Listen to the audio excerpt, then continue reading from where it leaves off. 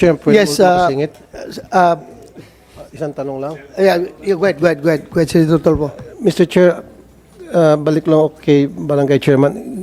Sino pong responsible sa pag-maintain ng CCTV ninyo sa barangay?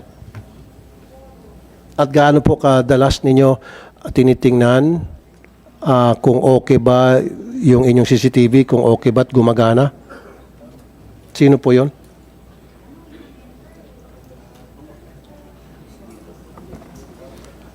Pag may nagpapa-review po yung CCTV. Hindi sir, yung tanong ko lang sagutin nyo. Sino po yung taong responsable sa pag-maintain ng CCTV para siguraduhin na maayos ang andar noon, na hindi sira, na hindi pumapalya? Sino yun?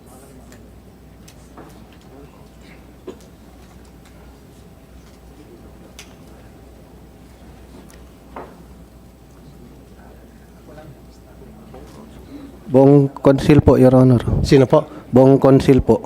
Hindi, isang tao lang po yun. Hindi naman pwede lahat kayo, 10. Tapos lahat kayo nag-maintain ng camera, niloloko mo naman kami. Isang tao lang yan. Sino po yung nag-maintain? Senator Tolpo, the mere fact that sinabi ng police na may hawak ng password nung CCTV niya, si Kapitan, so siya lang ang magtitinker-tinker nung system na yan. Kasi siya lang may hawak ng password. I'm leading to that sana. Kasi narinig ko ang sinabi ng PNP natin. Nabubulo na nga siya, di niya masagot eh. So, i-shortcut na natin. So, ikaw yung responsible na yon. Tama? So, dalawa lang ibig sabihin nito. Inutil ka o sinungaling ka? Hindi nga, dalawa lang. Kasi Hindi pa ako inutil ka, sinungaling. so hindi mo na-maintain. Kasi kung na-maintain mo yun, tamang maintenance dyan at on a regular basis, sinisiguro mo na maayos ang andar, then hindi ka inutil. Ginagawa mong trabaho mo. Okay? So, ngayon, walang CCTV, walang pakinabang ating mga otoridad sa investigasyon. Dalawa yon. Nagsisinungaling ka, napaka-inutil mo. Alin doon? Isa lang pipiliin mo. Or gusto mo bumulong ulit sa ano mo? Abogado. Sige, anong gusto mong tawagin kita? Inutil o sinungaling?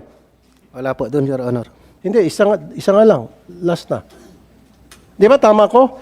It's either inutil ka kasi hindi mo ginawa yung trabaho mo or nagsisinungaling ka sa amin dito. Alin dun sa dalawa? Ako, all of the above.